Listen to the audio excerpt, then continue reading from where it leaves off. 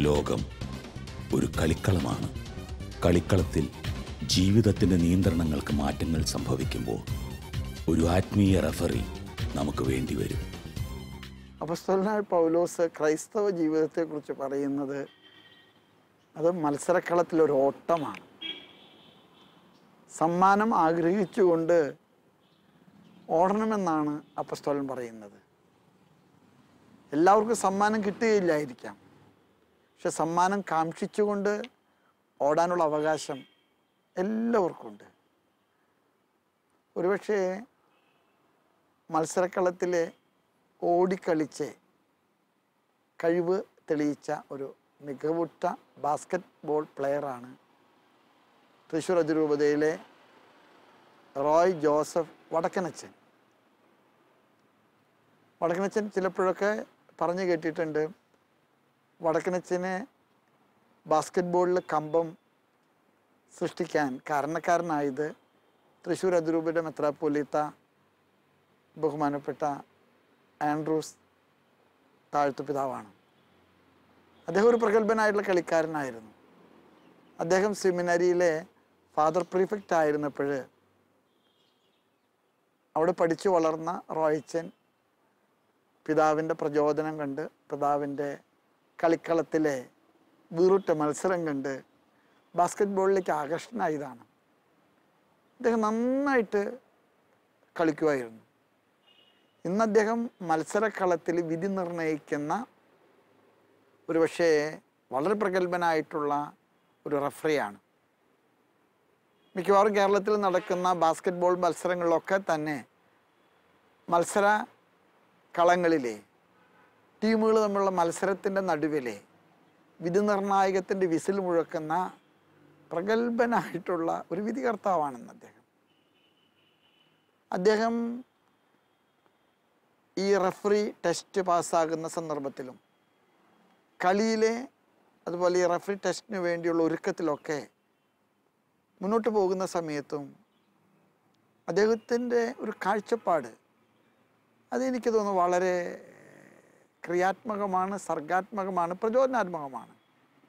അദ്ദേഹം പറയുന്നത് മത്സരം, പ്രത്യേകിച്ച് കായിക മത്സരം, അതൊരു നിഷേധാത്മകമായിട്ട് കാണേണ്ട ഒരു കാര്യമല്ല, അത് വളരെ സർഗാത്മകമായിട്ട് കാണേണ്ട ഒരു കാര്യമാണ്. ചിലപ്പോഴൊക്കെ നമ്മുടെ പള്ളികളിലെ പഴയ വൈദികരെ ചെറുപ്പക്കാരെ ആകർഷിച്ചിരുന്നത് ഫുട്ബോൾ കളിയിലൂടെയും ബാസ്കറ്റ് ബോൾ കളിയിലൂടെയും വോളിബോൾ കളിയിലൂടെയും ബാറ്റ് കളിയിലൂടെയാണ്. എത്രയോ ചെറുപ്പക്കാർക്ക് അച്ഛന്മാരുടെ ഈ വിനോദങ്ങളിലുള്ള കുഞ്ഞുങ്ങളുടെ ഇടപെടലിലൂടെ കുഞ്ഞുങ്ങളെ ദൈവവിളിയിലേക്ക് വളർത്താൻ കഴിഞ്ഞിട്ടുണ്ട്. അവരുമായിട്ടുള്ള അടുപ്പത്തിലൂടെ അവരെ നിയന്ത്രിക്കാനും നയിക്കാനൊക്കെ കഴിഞ്ഞിട്ടുണ്ട്. ഇവിടെ എനിക്ക് തോന്നുന്ന ഒരു നവസുവിശേഷവൽക്കരണത്തിൻ്റെ സന്ദേശമുണ്ട്. ഇങ്ങനെയുള്ള കായിക മത്സരങ്ങൾ, ഇങ്ങനെയുള്ള കായിക കളികൾ, അത് ചെറുപ്പക്കാരെ ആകർഷിക്കാൻ, അവരിലേക്ക് ഒരുപക്ഷെ കളികളിലൂടെ സുവിശേഷം എത്തിക്കാൻ, സുവിശേഷ മൂല്യങ്ങൾ എത്തിക്കാൻ നമ്മെ സഹായിക്കും. ഇപ്പോഴത്തെ മാർപ്പാപ്പ ഫ്രാൻസിസ് മാർപ്പാപ്പ നിങ്ങൾക്കറിയാം, ഒരു ഫുട്ബോൾ ഭ്രാന്തനാണ്. അദ്ദേഹം മാർപ്പാപ്പയായപ്പോൾ ബോണസ് ഐറസിൽ നിന്ന് ടീമിൻ്റെ ജേഴ്സി അദ്ദേഹത്തിന് സമ്മാനമായിട്ട് കൊടുത്തത് പത്രത്തിൽ വലിയ വാർത്ത വന്നു. റോയച്ചൻ ഈ ബാസ്കറ്റ് ബോൾ കളിയിൽ കാണിക്കുന്ന ഈ ഇഷ്ടം, അതിൻ്റെ മത്സരക്കളത്തിൽ കാണിക്കുന്ന വിധി നിർണയത്തിൽ കാണിക്കുന്ന വൈദഗ്ധ്യം, ഒരുപക്ഷെ സുവിശേഷവൽക്കരണത്തിൻ്റെ ഒരു മാനമുണ്ടതിൽ. അദ്ദേഹത്തിൻ്റെ സാന്നിധ്യം മത്സരക്കളത്തിലെ ഒരു സുവിശേഷത്തിൻ്റെ സാക്ഷ്യത്തിൻ്റെ സാന്നിധ്യമാണ്. ഒരുപക്ഷെ അദ്ദേഹം വിസിലിലൂടെ പ്രകടിപ്പിക്കുന്ന വിധി നിർണയങ്ങൾ, അതിലെ മൂല്യങ്ങളുണ്ട്, അതിലെ അച്ചടക്കമുണ്ട്, അതിലെ നീതിയുണ്ട്. ഒരുപക്ഷെ ആ ഇടപെടലുകളിലൂടെ ഒക്കെ തന്നെ ദൈവത്തിൻ്റെ സ്നേഹത്തെക്കുറിച്ച് ആളുകളെ പറഞ്ഞു മനസ്സിലാക്കാൻ നമുക്ക് സാധിക്കും. ഇന്ത്യൻ ദേശീയ റഫറിയായി ബാസ്കറ്റ്ബോൾ മേഖലയിൽ പ്രവർത്തിക്കുന്ന റവറൻഡ് ഫാദർ റോയ് ജോസഫ് വടക്കൻ കളിക്കളത്തിലെ അനുഭവങ്ങളിലൂടെ ആത്മീയമായ ഉണർവിലേക്ക് സ്വന്തം ഇടവക ജനതയെയും വിദ്യാർത്ഥികളെയും നയിക്കുന്നു. കളിക്കളം ജീവിതത്തിൽ ഒരുപാട് പാഠങ്ങൾ എന്നെ പഠിപ്പിച്ചിട്ടുണ്ട്. നിയമങ്ങൾ അനുസരിക്കേണ്ടതിൻ്റെയും തോൽവിയുടെയും സന്തോഷത്തിൻ്റെയൊക്കെ പാഠങ്ങൾ കളിക്കളമാണ് പലപ്പോഴും എൻ്റെ ജീവിതത്തിൽ സ്വാധീനിച്ചിട്ടുള്ളത്. ബൈബിളിൽ നമ്മൾ വായിക്കുന്നുണ്ട്, കായികാഭ്യാസി നിയമനുസരണം കളിക്കുമ്പോൾ അവന് ജീവിതത്തിൽ ഒത്തിരിയേറെ വിജയവും സന്തോഷവും ലഭിക്കുന്നു. കോർട്ടിലേക്ക് ഇറങ്ങുമ്പോൾ, ബാസ്കറ്റ്ബോൾ കോർട്ടിൽ ഇറങ്ങുമ്പോൾ എപ്പോഴും എന്നെ ചിന്തിപ്പിച്ചിട്ടുള്ള വസ്തുത, കളിക്കളത്തിലെ നിയമങ്ങൾ അനുസരിക്കാൻ തുടങ്ങുമ്പോൾ ജീവിതത്തിൽ മാറ്റങ്ങൾ ഉണ്ടാവുന്നു. കളിക്കളത്തിലേക്ക് വരുമ്പോൾ തോൽവിയുടെ പാഠങ്ങൾ ഒരുപാട് നമുക്ക് പഠിക്കേണ്ടി വരും. വിജയത്തിൻ്റെ പാഠങ്ങളും പഠിക്കേണ്ടി വരും. ഒത്തൊരുമിച്ച് പ്രവർത്തിക്കുമ്പോൾ വിജയിക്കുമെന്നും സ്വന്തം ഇഷ്ടത്താൽ കളിക്കാൻ ഇറങ്ങുമ്പോൾ അത് തോൽവിയിലേക്ക് നയിക്കുമെന്നും ബാസ്കറ്റ്ബോൾ ജീവിതം എന്നെ ഒരുപാട് പഠിപ്പിച്ചിട്ടുണ്ട്. നിയമത്തിനനുസരിച്ച് കളിക്കളത്തിൽ ഓരോ നിയമത്തിനനുസരിച്ച് വ്യക്തിയോടുകൂടെ കളിക്കുമ്പോൾ ഒരുപാട് വിജയങ്ങളിലേക്ക് നടന്നെടുക്കാൻ പറ്റിയിട്ടുണ്ട്. പലപ്പോഴും സ്വന്തം ഇഷ്ടത്തിനനുസരിച്ച് കളിക്കാൻ തുടങ്ങിയപ്പോൾ അത് തോൽവിയിലേക്ക് നയിച്ചിട്ടുണ്ട്. എനിക്ക് തോന്നുക കളിക്കളങ്ങൾ ഏതൊരു യുവാവിനെയും പഠിപ്പിച്ചിട്ടുള്ളത് ഇത് തന്നെയാണ്. ഇന്നത്തെ യുവത കളിക്കളത്തിലേക്ക് ഇറങ്ങാത്തത് കൊണ്ട് തന്നെ പലപ്പോഴും ഈ നിയമങ്ങളും തോൽവിയുടെയും പാഠങ്ങൾ ആർക്കും ഇന്ന് മനസ്സിലാകാതെ പോകുന്നു. ജയിക്കാനാണ് പലപ്പോഴും എല്ലാവരും കളിക്കുന്നത്. പക്ഷെ ബൈബിൾ പഠിപ്പിക്കും, തോൽക്കാനുള്ള മനസ്സാണ് വിജയത്തിൻ്റെ അടിസ്ഥാനം. കുരിശ് പഠിപ്പിക്കുന്നതും ഈ തോൽവിയുടെ അടയാളമാണ്. കളിക്കളത്തിൽ ഇറങ്ങുമ്പോൾ ജയം മാത്രമല്ല, തോൽവിയും ജീവിതത്തിൻ്റെ പാഠമാണെന്ന്, ഒരു ദിവസത്തിന് പകൽ മാത്രമല്ല രാത്രിയും ഉണ്ടെന്നുള്ള വലിയൊരു ചിന്ത കളിക്കളം നമ്മെ എപ്പോഴും ഓർമ്മപ്പെടുത്തും. കളിക്കാനുള്ള മനസ്സ് യൗവനത്തിൻ്റെ പ്രസരിപ്പുള്ള വ്യക്തിത്വത്തിന് സഹായിക്കുന്നു. ഒരുപക്ഷെ ജനറേഷൻ ഗ്യാപ്പ് ഇല്ലാതെ യുവാക്കളെ പഠിപ്പിക്കുവാനും ഇടപഴകുവാനും ബഹുമാനപ്പെട്ട റോയച്ചന് സാധിക്കുന്നത് കളിക്കുവാനും കളി നിയന്ത്രിക്കുവാനുമുള്ള ഈ കഴിവാകാം. ബൈബിളിലെ ഒരുപാട് കഥാപാത്രങ്ങളിൽ എനിക്ക് ഏറ്റവും ഇഷ്ടമുള്ള കഥാപാത്രമാണ് സാവൂൾ. ക്രിസ്തുവിനെ അടുത്തറിഞ്ഞപ്പോൾ വിശുദ്ധ പൗലോസ് ലീഹ അദ്ദേഹത്തിൻ്റെ ലേഖനങ്ങളിൽ പഠിപ്പിക്കുന്ന ഒരു ചിന്ത എന്നെ സ്വാധീനിച്ചിട്ടുണ്ട്. ജീവിതം ഒരു ഓട്ടമാണ്. ഒരു നല്ല കായികാഭ്യാസിക്കാണ് ആ ഓട്ടത്തിലെ സമ്മാനം വാങ്ങാൻ കഴിയുക. എനിക്ക് തോന്നുന്നു നമ്മുടെ ജീവിതത്തിലെ ക്രിസ്തുവിൻ്റെ മാർഗത്തിലൂടെ നടക്കുമ്പോൾ തീർച്ചയായിട്ടും കായികാഭ്യാസത്തിന് അതിൻ്റെതായിട്ടുള്ള പ്രാധാന്യമുണ്ട്. ഒരു നല്ല കായികത്തെ ഇഷ്ടപ്പെടുന്ന വ്യക്തി അവൻ്റെ മനസ്സും ശരീരവും ഒരുപോലെ നിയന്ത്രിച്ച് കൊണ്ടു നടക്കാൻ അവന് പറ്റും. എൻ്റെ ജീവിതം എന്നെ പഠിപ്പിച്ചിട്ടുള്ളതാണ്. ചെറുപ്പം മുതലേ സ്പോർട്സിലെ അല്ലെങ്കിൽ കായിക അഭ്യാസത്തിൽ ഏർപ്പെടുമ്പോൾ പലപ്പോഴും ഏകാഗ്രതയും മനസ്സിൻ്റെ ഉണർവും ചിലപ്പോഴെല്ലാം കുറേയും കൂടെ പഠിക്കാനുള്ള കോൺസെൻട്രേഷനും അതുവഴി ലഭിച്ചിട്ടുണ്ട്. പൗരോഹിത്യത്തിൽ കടന്നപ്പോൾ അത് തുടരുവാനും ഞാൻ ആഗ്രഹിച്ചു. അതുകൊണ്ട് തന്നെ ഇന്ന് വിദ്യാഭ്യാസ സ്ഥാപനങ്ങളിൽ കുട്ടികളെ വാർത്തെടുക്കുമ്പോൾ മനസ്സിൻ്റെ ഫോർമേഷനോടൊപ്പം തന്നെ ശരീരത്തിൻ്റെ ഫോർമേഷന് വളരെ പ്രാധാന്യമുള്ളതാണെന്ന് ഞാൻ ചിന്തിക്കുകയാണ്. കാരണം നല്ല ഒരു ഫോർമേഷനുള്ള നന്നായി കളിക്കുന്ന ഒരു വ്യക്തിയെ സംബന്ധിച്ചിടത്തോളം അവന് ഒത്തിരി പഠിക്കുവാനും മാനസികമായിട്ടുള്ള ബലം ലഭിക്കുവാനും അവന് സാധിക്കും. അതുകൊണ്ട് തന്നെയാണ് നമുക്കറിയാം, പൗലോസ് ലീഹ വീണ്ടും പറയും, ജീവിതം ഒരു ദ്വന്ദ്വ യുദ്ധമാണ്, ശരീരവും മനസ്സും തമ്മിൽ. മനസ്സ് ജയിക്കുന്നിടത്ത് തീർച്ചയായിട്ടും സന്തോഷവും സമാധാനം കടന്നു വരും. ശരീരം ജയിക്കുന്നിടത്ത് തെറ്റുകളും കടന്നു വരും. ഒരു വിദ്യാഭ്യാസ കാലഘട്ടത്തിലായിരിക്കുന്ന ഒരു കുട്ടിയെ സംബന്ധിച്ചിടത്തോളം തെറ്റുകളിലേക്ക് വീഴാൻ ഒരുപാട് അവസരങ്ങളുണ്ട്. പക്ഷെ അവൻ്റെ മനസ്സിന് ബലം കൂട്ടിയാലോ തെറ്റുകളിൽ നിന്ന് മാറി നടക്കാൻ അവന് പറ്റും. കഴിവുകൾ അത് വേണ്ടത്ര രീതിയിൽ വളർത്തിയെടുക്കാൻ മനസ്സിൻ്റെ ബലം ഇന്നത്തെ യുവാക്കൾക്ക് ആവശ്യമാണ്. ഈ മനസ്സിൻ്റെ ബലം കൂട്ടാൻ എനിക്ക് തോന്നുക നമ്മുടെ വിദ്യാഭ്യാസ സ്ഥാപനങ്ങളിൽ കായികത്തിനും വേണ്ടത്ര പ്രാധാന്യം നൽകണം. അങ്ങനെ മനസ്സ് നിയന്ത്രണമുള്ള, മാനസിക നിയന്ത്രണമുള്ള നല്ല ഒരു തലമുറ എനിക്ക് തോന്നുന്നത് കേരളത്തിലെ വളരെ അത്യന്താപേക്ഷിതമായിട്ടുള്ള ഒരു കാര്യമാണ്. അങ്ങനെ മനസ്സുകൊണ്ട് ശരീരത്തെ കീഴ്പ്പെടുത്തുന്ന, പൗലോസിന്റെ ഭാഷയിൽ കുറേയും കൂടെ നല്ല മനുഷ്യരായിട്ട് ജീവിക്കുന്ന നല്ല ഒരു യുവത്വത്തെ കേരളത്തിനും സഭയ്ക്കും ഇന്ന് ആവശ്യമുണ്ട്. തൃശൂർ അതിരൂപതയുടെ കലാലയമായ ജ്യോതി എഞ്ചിനീയറിംഗ് കോളേജിൽ അധ്യാപകനും ഹോസ്റ്റൽ വാർഡനുമൊക്കെയുമായി പ്രവർത്തിക്കുമ്പോൾ കോളേജ് മാനേജ്മെന്റിന് ഒരു ആശ്വാസമായി മാറുകയാണ് റവറൻഡ് ഫാദർ റോയ് ജോസഫ് വടക്കൻ്റെ സാന്നിധ്യം. ഫാദർ റോയ് ജോസഫ് വടക്കൻ്റെ സാന്നിധ്യം ജ്യോതി എഞ്ചിനീയറിംഗ് കോളേജിനെ സംബന്ധിച്ചിടത്തോളം ഒരു വലിയ ദൈവാനുഗ്രഹമാണ്. അദ്ദേഹത്തിൻ്റെ ബഹുമുഖമായ സേവനം കോളേജിന് വളരെ വലിയ ഒരു മുതൽക്കൂട്ടാണ്. മികച്ച ഒരു അധ്യാപകൻ, അതിനേക്കാൾ ഉപരിയായി കായിക രംഗത്ത് താൽപ്പര്യമുള്ള നാഷണൽ ബാസ്കറ്റ്ബോൾ അസോസിയേഷൻ അംഗീകരിച്ച ദേശീയ റഫറി കൂടിയായിട്ടുള്ള ഫാദർ റോയിയുടെ സേവനം കുട്ടികളെ ആകർഷിക്കാൻ പര്യാപ്തമാണ്. സഭാസ്ഥാപനങ്ങളിൽ മാത്രമല്ല, നിരവധി മാനേജ്മെന്റ് വിദ്യാഭ്യാസ സ്ഥാപനങ്ങൾക്ക് റോയച്ചൻ വിലമതിക്കാനാവാത്ത അധ്യാപകനാണ്.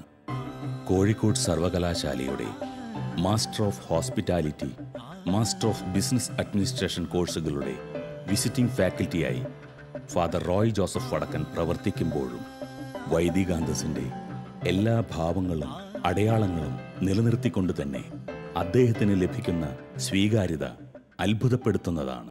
കാലിക്കറ്റ് യൂണിവേഴ്സിറ്റിയുടെ ഏറ്റവും പ്രശസ്തമായ MBA സെൻ്ററുകളിൽ ഒന്നാണ് ഡോക്ടർ ജോൺ മത്തായി സെൻറ്റർ എന്ന ഈ സ്ഥാപനം.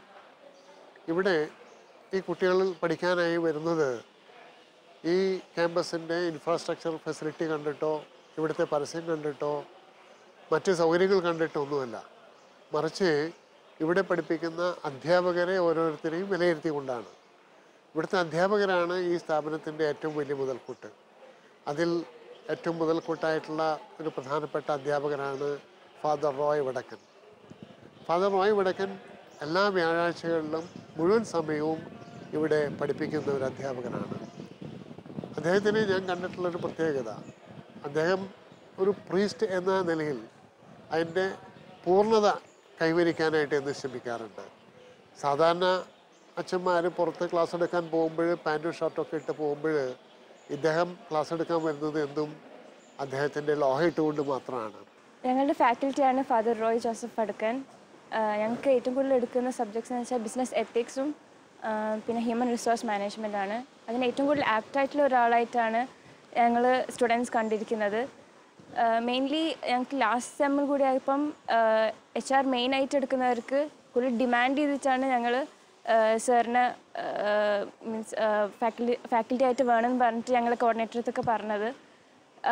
ഇത് റീസൺ എന്താണെന്ന് വെച്ചാൽ കൂടുതലും അപ്ലിക്കേഷൻ ലെവലിലാണ് സാർ ഞങ്ങൾ പഠിപ്പിച്ചിരിക്കുന്നത്. ഒരു സ്റ്റുഡൻറ്റ് എന്ന രീതിയിൽ എങ്ങനെ ഒരു കോഴ്സ് MBA എന്ന കോഴ്സ് കഴിഞ്ഞിട്ട് എങ്ങനെ ഈ ലോകത്തിന് ഫേസ് ചെയ്യാം, ഒരു സ്റ്റുഡൻറ്റ് മാത്രമായിട്ടില്ല, എങ്ങനെ ഒരു കുടുംബം കൊണ്ടുപോകാം, അല്ലെങ്കിൽ എങ്ങനെ ഒരു മാനേജ്മെൻറ്റ് സ്റ്റുഡൻ്റ് എന്ന രീതിയിൽ നമുക്കത് പ്രശ്നങ്ങൾ വരുമ്പോൾ പരിഹരിക്കാം, എല്ലാത്തിനും സൊല്യൂഷൻ എങ്ങനെ നമുക്ക് കാണണം എന്നാണ് കൂടുതൽ ഫാദർ പഠിപ്പിച്ചു തന്നത്.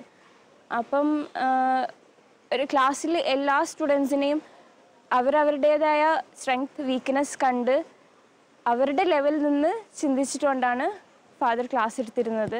അപ്പോൾ കൂടുതലും എഫക്റ്റീവും കൂടുതൽ ഞങ്ങൾക്ക് ക്ലോസും ആണ്. ഞങ്ങൾക്ക് കൂടുതൽ ഇൻസ്പിറേഷനാണ് ഞങ്ങൾക്ക് കിട്ടിയത് ഫാദറിൻ്റെ കയ്യിൽ നിന്ന്. ഫാദർ റോയ് ജോസഫ് ഞങ്ങൾക്ക് ഫസ്റ്റ് സെമിസ്റ്റർ മുതൽ ഞങ്ങളെ പഠിപ്പിക്കുന്ന സാറാണ്. ഞങ്ങൾക്ക് ഫസ്റ്റ് എടുത്തത് എത്തിക്സാണ് ഞങ്ങളുടെ വിഷയം. അപ്പോൾ ഒരു മാനേജ്മെൻറ്റ് സ്റ്റുഡൻറ്റിന് ഏറ്റവും വേണ്ടത് എത്തിക്സാണ്. അയാൾ പാലിക്കേണ്ട ചില മര്യാദകളും ചട്ടങ്ങളും ഒക്കെയാണ് ഞങ്ങളെ പഠിപ്പിച്ചത്. അത് പഠിപ്പിക്കാൻ ഏറ്റവും അനുയോജ്യനായ ഒരു വ്യക്തിയായിരുന്നു ഫാദർ റോയ് ജോസഫ്. പിന്നെ ഫാദറിൻ്റെ ഒരു പ്രത്യേകത, വേറെയുള്ള ഫാക്കൽറ്റീസിൽ നിന്ന് എന്താണ് ഫാദറിനെ വേറിട്ട് നിർത്തുന്നതെന്ന് വെച്ച് കഴിഞ്ഞാൽ, ഫാദർ ടെക്നോളജി ഏറ്റവും നൂതനമായ ഏറ്റവും അപ്ഡേറ്റഡ് ആയിട്ടുള്ള ടെക്നോളജിയാണ് യൂസ് ചെയ്യുന്നത്. അത് ഞങ്ങൾക്ക് അതെന്തൊക്കെയാണ് ചെയ്യേണ്ടതെന്നും എങ്ങനെയൊക്കെയാണ് അത് ഉപയോഗപ്പെടുത്തേണ്ടതെന്നും ഞങ്ങൾക്ക് വളരെ നല്ല രീതിയിൽ പറഞ്ഞു തന്നിട്ടുണ്ട്. ഇപ്പോൾ ഫാദർ ഞങ്ങൾക്ക് അസൈൻമെൻറ്റ്സ് തരികയാണെങ്കിലും എല്ലാം ഓൺലൈനായിട്ട് അയച്ചു കൊടുക്കാനാണ് പറയുക. പേപ്പറൊന്നും യൂസ് ചെയ്യേണ്ട. നമ്മളെപ്പോഴും ഒരു മാനേജ്മെൻറ്റ് സ്റ്റുഡൻറ്റ് ആയിരിക്കുമ്പോൾ ടെക്നോളജിയായിട്ട് ഏറ്റവും കൂടുതൽ അപ്ഡേറ്റഡ് ആയിരിക്കണം എന്നാണ് സാറ് പറയാറ്. ശരീരാസക്തികളെ നിയന്ത്രിച്ച് ചിന്തകളെ നിർമ്മലമാക്കി ജീവിതം ആസ്വദിക്കുമ്പോൾ അതും ദൈവീകമാകുമെന്ന് റോയച്ചൻ സാക്ഷ്യപ്പെടുത്തുന്നു. ബൈബിളിൽ ജീസസ് പറയുന്നൊരു വാചകമുണ്ട്, ഞാൻ ലോകത്തിൻ്റെ പ്രകാശമാണ്. എന്നിട്ട് ശിഷ്യന്മാരോട് പറഞ്ഞു, നിങ്ങൾ ലോകത്തിൻ്റെ പ്രകാശമാണ്. അറിവ് അഗ്നിയാണ് എന്നുള്ള കാര്യം ശരിയാണ്. അറിവ് കൂടുമ്പോൾ തീർച്ചയായിട്ടും വ്യക്തിത്വത്തിൽ ഒത്തിരി മാറ്റങ്ങൾ വരണം. നമുക്കറിയാം, ഇന്ന് സമൂഹം ഒറ്റപ്പെടലിൻ്റെ ഒരു ലോകത്തേക്ക് പോയിക്കൊണ്ടിരിക്കുകയാണ്. ഒരു വിരൽത്തുമ്പിലെ ലോകം മുഴുവൻ ഒന്നിച്ചു കൂടുമ്പോൾ തൊട്ടടുത്തിരിക്കുന്നവനെ കാണാനുള്ള ഒരവസ്ഥ നമുക്കിന്ന് മറന്നു പോകുന്നു. കലാലയങ്ങളിലാണെങ്കിലും പുസ്തകങ്ങളിലൂടെയും ഇൻ്റർനെറ്റിലൂടെയും മൊബൈലിലൂടെയും ഒക്കെ കുട്ടികൾ സംവദിക്കുമ്പോൾ സമൂഹത്തിൻ്റെ വേദനകളെ തൊട്ടറിയുന്ന ഒരല്പം തീ പിടിച്ച മനസാക്ഷിയുള്ള യുവാക്കളെ അല്ലെങ്കിൽ ഒരു തലമുറയെ വാർത്തെടുക്കാൻ നമുക്ക് സാധിക്കണം. നമുക്കറിയാം, ആർദ്രതയുള്ള ഹൃദയം അത് മനുഷ്യൻ്റെ ഏറ്റവും വലിയൊരു പ്രത്യേകതയാണ്. ഈ ആർദ്രത വറ്റുന്നിടത്താണ് വരൾച്ചകൾ ഉണ്ടാകുന്നത്. ഇന്ന് പ്രകൃതിയിൽ ഒരുപാട് വരൾച്ചകൾ സംഭവിക്കുന്നതിൻ്റെ ഒരു പ്രധാന കാരണം നമ്മുടെയൊക്കെ പുതിയ തലമുറയിൽ ആർദ്രതയുള്ള ഹൃദയങ്ങളില്ല എന്നുള്ളതാണ്. അറിവ് കൂടുമ്പോൾ സമൂഹത്തിലേക്ക് ഇറങ്ങാൻ നമ്മളെ അറിവ് നിർബന്ധിക്കുന്നുണ്ട്. കാരണം മനുഷ്യൻ സാമൂഹ്യ ജീവിയാണ്. മനുഷ്യ സാമൂഹ്യ ജീവി ആയതുകൊണ്ട് തന്നെ എൻ്റെ സ്വന്തം അസ്തിത്വം എന്ന് പറയുന്നത് മറ്റുള്ളവരുണ്ടെങ്കിലേ ഉള്ളൂ എന്നുള്ള ചിന്ത നമ്മളിന്ന് കൂടുതൽ ഓർക്കണം. അറിവ് പുസ്തകങ്ങളോട് നമ്മൾ ആർജിച്ചെടുക്കുന്നതോടൊപ്പം അത് മറ്റുള്ളവർക്കൂടെ പകർന്നു കൊടുത്ത് സമൂഹത്തിന് നന്മയ്ക്ക് വേണ്ടി ഉപയോഗിക്കാൻ തുടങ്ങുമ്പോൾ അത് തിരിച്ചറിയുകയും മാറുന്നു എന്നുള്ള സത്യം നമുക്ക് മനസ്സിലാക്കാം. ഈ ഒറ്റപ്പെടലിൻ്റെ ലോകത്ത് എനിക്ക് പലപ്പോഴും തോന്നുക ഗെയിംസിലൂടെയും സ്പോർട്സിലൂടെയും ഒക്കെ ഒരു കൂട്ടായ്മയുടെ അനുഭവം നമുക്കുണ്ടാവും. തീർച്ചയായിട്ടും കളിക്കളത്തിലേക്ക് ഞാൻ കളിക്കാൻ ഇറങ്ങുമ്പോൾ എൻ്റെ സ്വന്തം ഇഷ്ടമല്ല കളിക്കളത്തിൻ്റെ നിയമം. അതിന് കളിയുടേതായിട്ടുള്ള നിയമങ്ങളുണ്ട്. എൻ്റെ കൂടെ കളിക്കുന്നവരെ ഞാൻ പരിഗണിക്കണം, അവർക്ക് കൊടുക്കണം. അങ്ങനെ കളിയുടെ ഒരു ലോകത്തേക്ക് ഇറങ്ങുമ്പോൾ തീർച്ചയായിട്ടും അവിടെ സഹവർത്തിത്വത്തിൻ്റെ കൂട്ടുത്തരവാദിത്വത്തിൻ്റെ ഒരു ലോകം കൂടിയാണ് സ്പോർട്സ് എന്ന് പറയുന്നത്. ഇന്ന് പലരും സ്പോർട്സിലേക്ക് ഇറങ്ങാൻ താല്പര്യം കാണിക്കാത്തത് കൊണ്ട് തന്നെ സ്വാർത്ഥമതികളായിട്ട് നമ്മുടെ പല വ്യക്തികളും കുട്ടികളും മാറിപ്പോകുന്നുണ്ട്. എനിക്ക് തോന്നുക കായിക വിനോദത്തിലൂടെ കുട്ടികളെ കുറേയും കൂടെ ടീം സ്പിരിറ്റിലേക്കും സഹവർത്തിത്വത്തിലേക്കും കൊണ്ടുവരാൻ സാധിക്കും. അപ്പോഴാണ് ഒരു കളി വിജയം കാണുക. ക്രിക്കറ്റ് ആണെങ്കിലും ഫുട്ബോൾ ആണെങ്കിലും ബാസ്കറ്റ്ബോൾ ആണെങ്കിലും ഒത്തൊരുമിച്ച് പ്രവർത്തിക്കുമ്പോൾ അവിടെ വിജയമുണ്ട്. നമുക്കെല്ലാവർക്കും അറിയാം. ഇത് ഇന്ന് കുട്ടികൾ പഠിക്കേണ്ട ഒരു പാഠമാണ്. ഇന്ന് വീടുകളിലാണെങ്കിലും 1-2 കുട്ടികൾ മാത്രമേ ഉള്ളൂ. അവിടെ എല്ലാവരും സ്വന്തം കാര്യം മാത്രം നോക്കി നടക്കുന്നു, സ്വന്തം ഇഷ്ടം മാത്രം നോക്കി നടക്കുന്നു. മറിച്ച് ഒരു കളിയിലേക്ക് ഇറങ്ങുമ്പോൾ ഫുട്ബോൾ ആണെങ്കിലും ബാസ്കറ്റ്ബോൾ ആണെങ്കിലും എല്ലാവരുടെയും ഇഷ്ടങ്ങൾ ചിലപ്പോൾ വേണ്ടാന്ന് വെക്കേണ്ടി വരും. ടീമിന് വേണ്ടി കഴിവുകൾ ടീമിന് വേണ്ടി പങ്കുവെക്കേണ്ടി വരും. അങ്ങനെ കൊണ്ടും കൊടുത്തും ഒരു പുതിയ കൂട്ടായ്മയുടെ ഒരു സൃഷ്ടി നമ്മുടെ നാട്ടിൽ ഉണ്ടാവണം. അപ്പോഴാണ് വളർച്ചയുണ്ടാവുക. എനിക്ക് തോന്നുന്നു അതാണ് ദൈവരാജ്യത്തിൻ്റെ സന്തോഷം എന്ന് പറയുന്നത്. കളിക്കളത്തിൽ വിശുദ്ധി സൂക്ഷിക്കുമ്പോൾ അത് ജീവിതത്തിലും ബാധകമാകും. കളിക്കളത്തിലെ നിയമത്തിൻ്റെ അകത്തുനിന്ന് കളിയുടെ സ്വാതന്ത്ര്യം ആസ്വദിക്കുന്ന കൊച്ചുകുഞ്ഞിൻ്റെ ഒരു മനസ്സോടെയാണ് പൗരോഹിത്യ ജീവിതത്തിൻ്റെ ആനന്ദം റോയച്ചൻ അനുഭവിക്കുന്നത്. തോറ്റുകൊടുക്കലിൻ്റെയും ചെറുതാകലിൻ്റെയും വലിയ ഓർമ്മയാണ് വിശുദ്ധ കുർബാന. വിശുദ്ധ കുർബാന അർപ്പണത്തിനായിട്ട് പൗരോഹിത്യ ജീവിതം തിരഞ്ഞെടുക്കുമ്പോൾ കളിക്കളത്തിലെ ഒരുപാട് പാഠങ്ങൾ എന്നെ പലതവണ ഓർമ്മപ്പെടുത്തിയിട്ടുണ്ട്. ജീവിതത്തെ പൂർണ്ണമായിട്ട് സമർപ്പിക്കുവാനും കൃത്യമായിട്ടുള്ള ജീവിതശൈലികളിലൂടെ ശരീരത്തിൻ്റെ ഓരോ പ്രത്യേകതകളെയും കീഴടക്കി മനസ്സിനെ ബലപ്പെടുത്തി ഏകാഗ്രമായി മറ്റുള്ളവർക്ക് സേവനം ചെയ്യുവാൻ തീർച്ചയായിട്ടും പൗരോഹിത്യ ജീവിതം എന്നെ ഒരുപാട് അനുഗ്രഹിക്കുകയും സ്വാധീനിക്കുകയും ചെയ്തിട്ടുണ്ട്. ഒരു പുരോഹിതനാകുന്നത് വഴി വിശുദ്ധ കുർബാന പോലെ ഇതെൻ്റെ ശരീരമാണ്, ഇതെൻ്റെ രക്തമാണെന്ന് പറഞ്ഞ് പൂർണ്ണമായും മറ്റുള്ളവർക്ക് വേണ്ടി കൊടുക്കുമ്പോഴുണ്ടാകുന്ന സന്തോഷം എനിക്ക് തോന്നുന്നു പൗരോഹിത്യത്തിൻ്റെ നിർവൃതി അതാണ്. കളിക്കളത്തിലെല്ലാം കളിച്ച് മറ്റുള്ളവർക്ക് വേണ്ടി ടീമിന് വേണ്ടി പടപൊരുതുമ്പോൾ ലഭിക്കുന്ന ആത്മവിശ്വാസവും സന്തോഷവും ജീവിതത്തിലും പൗരോഹിത്യത്തിലും മറ്റുള്ളവർക്ക് വേണ്ടി മുറിക്കപ്പെടുമ്പോൾ വിശുദ്ധപ്പം പോലെ മറ്റുള്ളവർക്ക് പകർന്നു കൊടുക്കുമ്പോൾ ഒരുപാട് ആത്മസന്തോഷവും സംതൃപ്തിയും ലഭിക്കുന്നുണ്ട്. ഏകാഗ്രമായ മനസ്സോടെ വിശുദ്ധ ബലിപീഠത്തിലേക്ക് അണയുവാൻ തീർച്ചയായിട്ടും കളിക്കളത്തിലെ ഏകാഗ്രത, കളിക്കളത്തിലെ ചിലപ്പോഴെങ്കിലുള്ള നിയമങ്ങളുടെ കൃത്യമായ അനുസരണം എൻ്റെ ജീവിതത്തിൽ സ്വാധീനിച്ചിട്ടുണ്ട്. മനുഷ്യനിലുള്ള അധമമായ വാസനകളെയും പലതരത്തിലുള്ള ചാബല്യങ്ങളെയും കീഴടക്കുവാൻ മനസ്സിന് ബലം കൂട്ടിയാൽ സാധിക്കുമെന്നുള്ളത് തീർച്ചയായിട്ടും നമുക്കെല്ലാവർക്കും അറിയാം.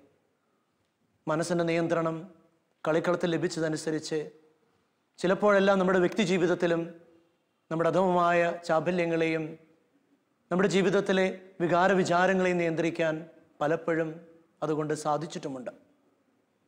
പരിശുദ്ധമായ വിശുദ്ധ ബലിപീഠത്തിലേക്ക് കയറുമ്പോൾ ശരീരവും മനസ്സും പരിശുദ്ധമായിരിക്കുവാനും അങ്ങനെ 100% പരിശുദ്ധിയുടെ വക്താക്കളായി ജീവിക്കുവാനും ഓരോ കുർബാനയർപ്പണവും എന്നെ പഠിപ്പിച്ചിട്ടുണ്ട്. നമ്മൾ എത്ര വലിയ തെറ്റുകാരാണെങ്കിലും കർത്താവിൻ്റെ ദിവ്യമായിട്ടുള്ള കാരുണ്യത്തിന് മുമ്പിൽ നമ്മുടെ ജീവിതങ്ങളെ വിശുദ്ധീകരിക്കാൻ ദൈവത്തിന് സാധിക്കും. വൈദിക പരിശീലനത്തിലെ കൃത്യതയാർന്ന ശിക്ഷണവും കളിക്കളത്തിലെ സഹകളിക്കാരുമായുള്ള ഇടപഴകലുമാണ് വടക്കനച്ചനെ ഇത്രയും സമ്മതനായ ഒരു പുരോഹിതനായി സമൂഹം അംഗീകരിക്കുന്നത്. ബഹുമാനപ്പെട്ട റോയി വടക്കനച്ചനെ കുറിച്ച് സംസാരിക്കുകയാണെങ്കിൽ ഞാൻ ഓർക്കുന്നിടത്തോളം 995 അദ്ദേഹം വടവാതൂർ സെമിനാരിയിൽ വരുന്നത്. തൃശ്ശൂർ മാന സെമിനാരിലെ സെമ്മാനി സെമിനാരി പഠനവും പ്രീ ഡിഗ്രിയും ഒക്കെ കഴിഞ്ഞാണ് അങ്ങോട്ട് വന്നത്. അന്ന് തൊട്ട് അദ്ദേഹത്തെ എനിക്ക് സാമാന്യം നന്നായിട്ട് അറിയാം. 2005 പട്ടം കെട്ടി 2003 പട്ടം കെട്ടി പുറത്തേക്ക് അച്ഛനായിട്ട് തിരിച്ചു പോരുന്നവരെ അദ്ദേഹത്തെ എനിക്കറിയാം. നല്ല കഴിവും ബുദ്ധിശക്തിയും ചുറുചുറുക്കും അതുപോലെ തന്നെ വിവിധ രംഗങ്ങളിൽ താല്പര്യവും പാഠവും ഉള്ള ഒരു യുവാവായിരുന്നു, അല്ലെങ്കിൽ സെമിനാരിക്കാരനായിരുന്നു വടക്കനച്ചൻ അന്നാളുകളിൽ. അതിനൊരു കുറവും തട്ടാതെ അദ്ദേഹം അത് വളർത്തി, ആ കഴിവുകളൊക്കെ വളർത്തി സമന്വയിപ്പിച്ച് ഇന്നും ഉപയോഗിക്കുന്നുണ്ട് എന്നുള്ളതാണ് വളരെ സന്തോഷകരമായ ഒരു കാര്യം.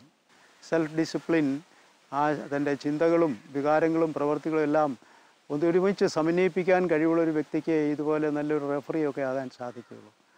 ഇൻസിഡൻ്റായിട്ട് പറഞ്ഞാൽ അതുപോലൊരു വലിയ ബാസ്കറ്റ്ബോൾ താരമാണ്. ഒരുപക്ഷെ നിങ്ങൾക്കറിയാം, ഫാദർ വടക്കേക്കളം SBL പണ്ട് പ്രിൻസിപ്പലൊക്കെ ആയിരുന്നു. പുള്ളി ഇൻ്റർനാഷണൽ ലെവലൊക്കെ ബിസിപ്പാണ്. പുള്ളി എപ്പോഴും പറയും discipline is the most important thing to be a player and to be a discipline to be a referee and so on. നമ്മൾ കളിയെ നിയന്ത്രിക്കണമെങ്കിൽ നമുക്ക് നമ്മളെ തന്നെ നിയന്ത്രിക്കാൻ നമുക്ക് തന്നെ സെൽഫ് ഡിസിപ്ലിൻ ഉണ്ടായിരിക്കണം എന്നൊക്കെ പറയുമായിരുന്നു. എനിക്കൊന്ന് റോയിച്ചനും അതുണ്ട്.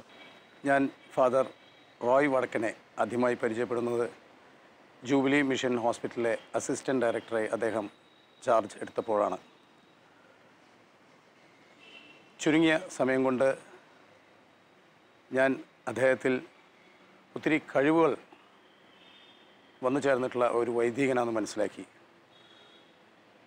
ജൂബിലി മിഷൻ ഹോസ്പിറ്റലിൻ്റെ അഡ്മിനിസ്ട്രേഷൻ രംഗത്തും മറ്റ് അതുര സേവന രംഗത്തെ എല്ലാ മേഖലകളിലും അദ്ദേഹത്തിൻ്റെ മികവ് തെളിഞ്ഞു കാണാൻ സാധിച്ചിട്ടുണ്ട്. ആയതിനു ശേഷം അദ്ദേഹം ജ്യോതി എഞ്ചിനീയറിംഗ് കോളേജിൽ അസിസ്റ്റൻറ്റ് ഡയറക്ടറായി ചാർജ് എടുത്തപ്പോൾ അദ്ദേഹത്തിൻ്റെ മറ്റൊരു മേഖലയിലേക്ക് എൻ്റെ ശ്രദ്ധ ക്ഷണിക്കപ്പെട്ടു.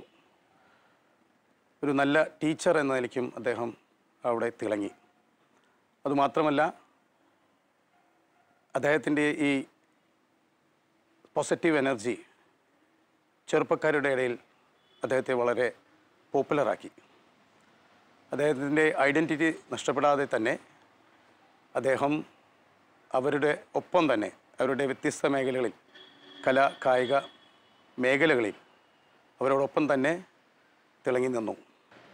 അദ്ദേഹത്തിൽ ഞാൻ ഇത്രയും കഴിവുകൾ കണ്ടപ്പോൾ എനിക്ക് തോന്നി അദ്ദേഹത്തിൻ്റെ കുടുംബചരിത്രത്തിൽ പശ്ചാത്തലത്തിൽ ഏതെങ്കിലും വ്യക്തികളുടെയോ അല്ലെങ്കിൽ കുടുംബത്തിൻ്റെ തന്നെ സ്വാധീനമുണ്ടായിരിക്കാമെന്ന്. അപ്പോഴാണ് ഞാൻ അന്വേഷിച്ചപ്പോൾ മനസ്സിലായത് അദ്ദേഹത്തിൻ്റെ ഗ്രാൻഡ് അങ്കിളായിരുന്നു, നമ്മളെല്ലാവരും സ്നേഹിക്കുകയും ബഹുമാനിക്കുകയും ആദരിക്കുകയും ചെയ്തിരുന്ന 2002 അന്തരിച്ച ഫാദർ ജോസഫ് വടക്കനാണ് അദ്ദേഹത്തിൻ്റെ ഗ്രാൻഡ് അങ്കിൾ എന്നത്. ആ ജോസഫ് വടക്കനച്ചൻ്റെ അതേ കഴിവും പ്രസരിപ്പും മാതൃകാപരമായ ജീവിത രീതിയും അദ്ദേഹത്തിൽ തെളിഞ്ഞു കാണുന്നുണ്ട്. ഇത് തന്നെയാണ് എന്നെ ഫാദർ റോയ് വടക്കനേക്ക് ആകർഷിച്ചതും. അധ്യാപകനായും റഫറിയായും ബാസ്കറ്റ്ബോൾ പ്ലെയറുമായും പൗരോഹിത്യ ജീവിതം ഉത്സാഹപൂർണമാക്കുമ്പോഴും ഇടവക ഭരണത്തിൻ്റെ ഉത്തരവാദിത്വങ്ങളിൽ സമർപ്പണ ബുദ്ധിയോടെ പ്രവർത്തിക്കുന്നുവെന്നത് ചെറുതുരുത്തി സെൻറ് തോമസ് ചർച്ചിലെ ആരാധനാ കൂട്ടായ്മയിലെ സജീവത തെളിയിക്കുന്നു. ഞാൻ ഗൾഫിലെ ദോഹയിലെ കുറച്ചു കാലം ജോലി ചെയ്യാനായിട്ട് ഇടയായിട്ടുണ്ട്. നിങ്ങൾക്കറിയാം, ഗൾഫിലെ ഏറ്റവും യാഥാസ്ഥിതികമായിട്ടുള്ള 2 രാജ്യങ്ങളാണ് ഖത്തറും സൗദി അറേബ്യയും. അവിടെ മതസ്വാതന്ത്ര്യം ഇല്ലായിരുന്നു ഖത്തറിൽ ഒരിക്കലും വേൾഡ് കപ്പ് ഈ ഫുട്ബോൾ മത്സരങ്ങൾ നടക്കുന്ന അവസരം, വേൾഡ് കപ്പല്ല, മത്സരങ്ങൾ നടക്കുന്ന അവസരത്തിൽ കളി തുടങ്ങുന്നത് വെള്ളിയാഴ്ചയാണ്. പക്ഷെ ആ കളി തുടങ്ങാൻ നിശ്ചയിച്ച വെള്ളിയാഴ്ച ദുഃഖ വെള്ളിയാഴ്ചയായിരുന്നു. അതുകൊണ്ട് ബ്രസീലിൽ നിന്നും സ്പെയിനിൽ നിന്നും വന്ന കളിക്കാരൊന്നും കളിക്കില്ലെന്ന് പറഞ്ഞു. ജോൺ വാൻ ഡെർലിൻ എന്ന് പറയുന്ന ഒരു വൈദികനായിരുന്നു അന്ന് അമേരിക്കൻ സ്കൂളിലെ അമേരിക്കൻ പൗരന്മാർക്ക് വേണ്ടി വിശുദ്ധ കുർബാന അർപ്പിക്കാനായിട്ട് ഖത്തർ ഗവൺമെൻറ് നിശ്ചയിച്ച ചാപ്ലിയൻ ഈ ദുഃഖവെള്ളിയാഴ്ച കളി ആരംഭിക്കാൻ നിശ്ചയിച്ചിട്ട് കളി നടക്കാതെ വരുന്ന ഒരു സാഹചര്യത്തിൽ ഖത്തർ ഗവൺമെൻറ് ഈ ജോണച്ചനുമായിട്ട് ചില ചർച്ചകൾ നടത്തി. എങ്ങനെയെങ്കിലും ഇവർ കത്തോലിക്കരാണ്, ഇവരെ സ്വാധീനിച്ച് കളി തുടങ്ങാനായിട്ട് ജോണച്ചൻ ഇവരുമായിട്ട് സംസാരിച്ചിട്ട് പെസഹ വ്യാഴാഴ്ച പരിശുദ്ധ കുർബാനയുടെയും ആരാധനയും ദുഃഖവെള്ളിയാഴ്ചയുടെ എല്ലാ അനുസ്മരണങ്ങളും ഒക്കെ അന്ന് സായന്തന്തിയിൽ നടത്തി. ദുഃഖവെള്ളിയാഴ്ച കളിയും നടന്നു. ദുഃഖവെള്ളിയാഴ്ച കളി നടന്നപ്പോൾ ഖത്തർ രാജാവിന് വലിയ സന്തോഷമായി. തൽഫലമായിട്ട് അദ്ദേഹം പിന്നീട് പറഞ്ഞു, ക്രിസ്ത്യാനികൾക്ക് കുർബാന അനുവദിക്കുന്നതിൽ ഒരു കുഴപ്പമില്ല. അങ്ങനെയാണ് ഖത്തറിൽ പരസ്യമായിട്ടുള്ള പരിശുദ്ധ കുർബാനകൾ അതുവരെ രഹസ്യമായിട്ട് നടന്നിരുന്നത് പരസ്യമായിട്ട് ചൊല്ലാൻ കാരണമായത്. ഈ ഫുട്ബോളിൻ്റെ കമ്പവും ഈ ഫുട്ബോളിലെ ഒരു കത്തോലിക്ക വൈദ്യൻ്റെ ഇടപെടലും അത് പക്ഷേ ഖത്തർ എന്ന് പറയുന്ന രാജ്യത്ത് പരിശുദ്ധ കുർബാന ഔദ്യോഗികമായിട്ട് ആരംഭിക്കാൻ കാരണമായി. അതുപോലെ റോയ്ച്ചൻ മത്സര വേദികളിലുള്ള സാന്നിധ്യം സുവിശേഷത്തിൻ്റെ ഒരു സാന്നിധ്യമാകാനും സുവിശേഷവൽക്കരണത്തിൻ്റെ ഒരു മാർഗമാകാനും നവസുവിശേഷവൽക്കരണത്തിൻ്റെ ഒരു ചാലകമാകാനും കാരണമാകട്ടെ. റോയ്ച്ചൻ ഇക്കാര്യത്തിൽ കാണിക്കുന്ന വൈദഗ്ധ്യം നിറഞ്ഞ താല്പര്യത്തിന്, ഇഷ്ടത്തിന് ഞാൻ അഭിനന്ദനം അറിയിക്കുന്നു. റോയ്ച്ചനെ ദൈവം അനുഗ്രഹിക്കട്ടെ എന്ന് ഞാൻ പ്രാർത്ഥിക്കുന്നു. നിയമങ്ങൾ വിധേയത്വത്തിന് മാത്രമല്ല, മറിച്ച് സ്വാതന്ത്ര്യത്തിലേക്കുള്ള, അറിവിലേക്കുള്ള, ആനന്ദത്തിലേക്കുള്ള ഒരു സ്വർഗീയ പാതയായി റവറൻ ഫാദർ റോയ് ജോസഫ് വടക്കൻ കാണുന്നു. ഒരു പക്ഷേ തലമുറകളുടെ വ്യത്യാസങ്ങളില്ലാതെ, നാടിൻ്റെ മാറ്റങ്ങൾ ബാധിക്കാതെ, ജീവിതശൈലികളുടെ വ്യതിയാനങ്ങൾ ഉൾക്കൊള്ളുന്ന ഒരു വ്യക്തിയായി റവറൻ ഫാദർ റോയ് ജോസഫ് മാറുന്നത് ഈ ഒരൊറ്റ ചിന്ത കൊണ്ടാകാം. നിത്യജീവന്റെ പാതയിലേക്കുള്ള വ്യത്യസ്തമായ ഈ യാത്ര അനേകർക്ക് ആകർഷകമായി കൊണ്ടിരിക്കുന്നുവെന്നത് നിസ്തർക്കമായ വസ്തുതയാണ്.